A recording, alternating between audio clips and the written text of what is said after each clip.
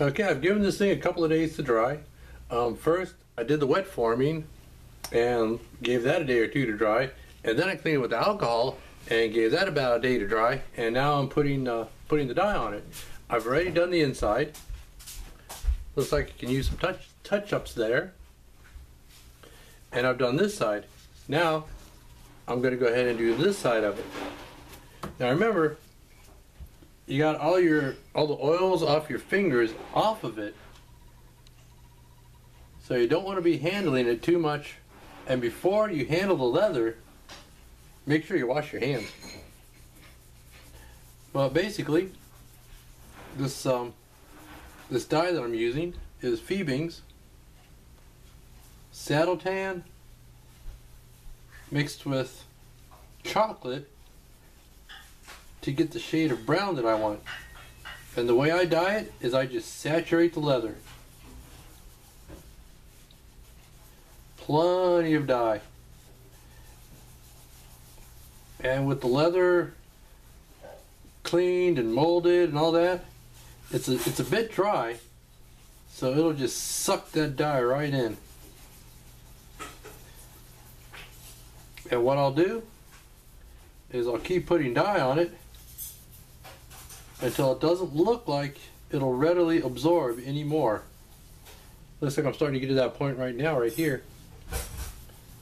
These little daubers hold a lot of dye.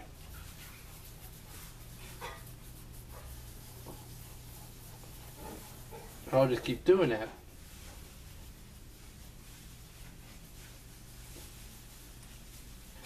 I can tell my wife the leather tells me when it's got enough dye. That's like when I'm cooking meat. She asks me how long it's going to take. And I say, I don't know, I never time it. The meat tells me when it's ready.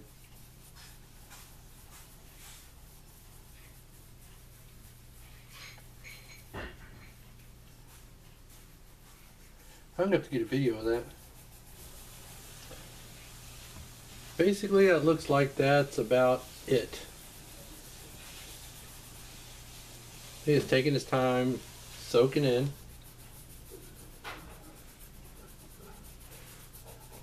What I do, I just use lots of dye. Now I did the inside earlier while y'all weren't looking.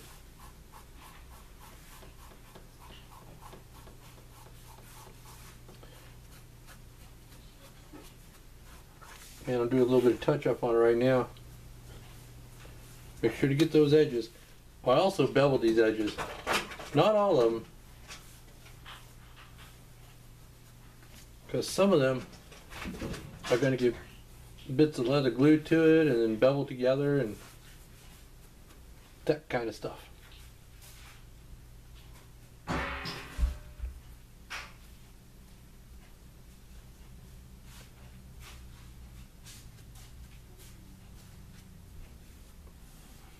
Yeah, even though I'm going to come back through and sandal these edges, I'll still get dye on them. Well, not that one. I'm going to do this one. I'm going to dye this edge after it's all glued together and sanded and get it ready for burnishing.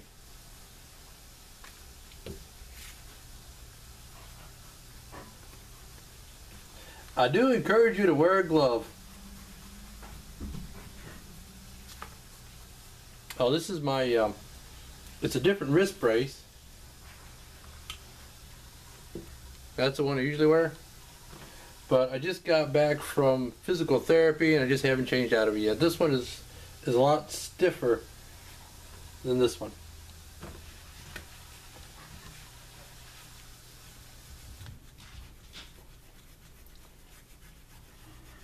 I came back, this thing was ready for dye, so that's what I went ahead and did. Now the strap I'll cut the length once I get the snaps in and get that done.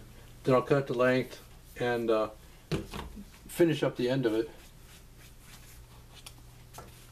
But for now, that's it. Okay. Got some bits on it.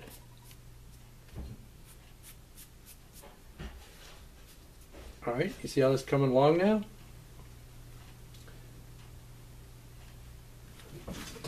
You know what? I'm going to put some more dye on this front part.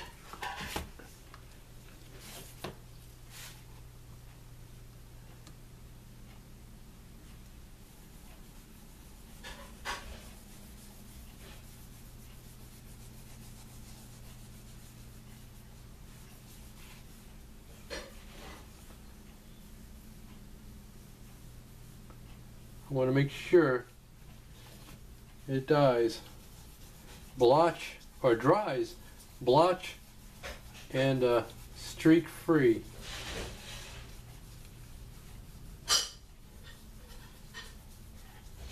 Now, like I said earlier, I go ahead and I wet it and I bend it over like this,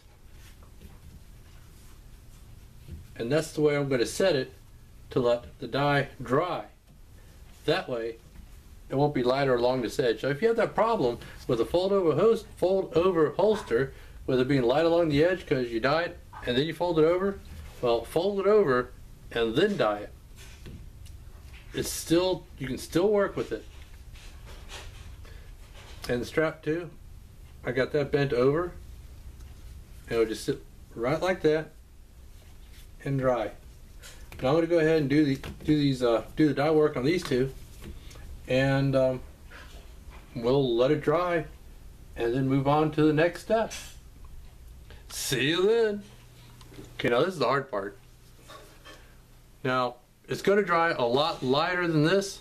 I got all the bits dyed, the insides dyed, straps dyed, and let me show you this real quick. Like this piece, even though only the front of it's going to be showing, I also did a little bit on the back around the edges. Why? I don't know. It's what I do. Even though I'm going to sand these edges, this one here and this edge on top, once it's glued in place, I still dye the edges and dye it on the inside. This guy, I just dyed the whole thing. But now they just got to sit and dry for a little while. And what they're going to do is drying is, I don't know if you can really see this, is they're going to get kind of blotchy. Like this guy's drying and he's starting to look a little bit blotchy, but I've got to resist the urge to try and touch him up, because I know that as he dries he's going to look a little blotchy here and there, and it'll look pretty bad until it's completely dry. So I'm just going to leave this sit here for a couple of days and let it dry and just leave it alone. That's the hard part. But that's what you got to do to get a good dye job out of it. And we'll come back after that's all done and we'll see how it turns out. See you then. Again.